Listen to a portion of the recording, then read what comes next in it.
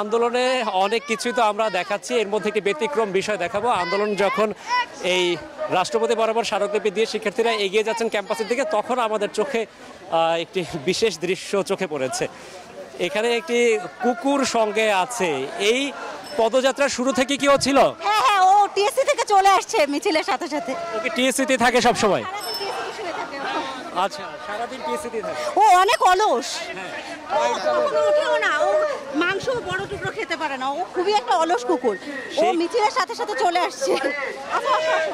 বঙ্গভবনের ওখানে ছিল, তো আমরা কয়েকজন দেখে আর কি ওকে সাথে সাথে এখন নিয়ে যাচ্ছি। তার মানে আপনাদেরকে ও চেনে?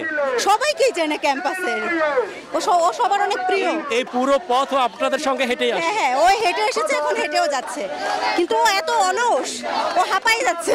হাঁপায়ে যাচ্ছে। ওকে মনে হয় একটু পানি টানি খাওয়ানো গেলে ভালো হতো। ও পানি খাচ্ছে না, কি করবো, দেখি টিএসসি গিয়ে তারপরে খাওয়াতে হবে।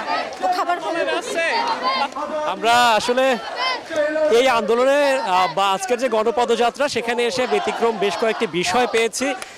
একটি ব্যতিক্রম বিষয়ের আগে দেখিয়েছিলাম, একজন গাড়ির হেল্পার, বাসের হেল্পার, তিনি যেমন নেমে এসেছিলেন আন্দোলনরতদের সঙ্গে স্লোগান দিচ্ছিলেন, ঠিক তেমনি এখন দেখতে পাচ্ছি, যেটি আপনারা দর্শক দেখলেন, এই কুকুরটি যেটি হচ্ছে ঢাকা বিশ্ববিদ্যালয়ের টিএসসিতে থাকে।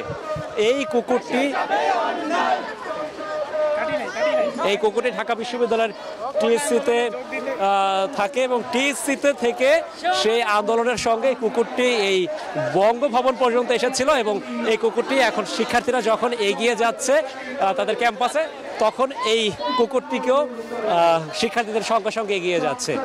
আমরা ব্যতিক্রম এই বিষয়টি আসলে পেলাম।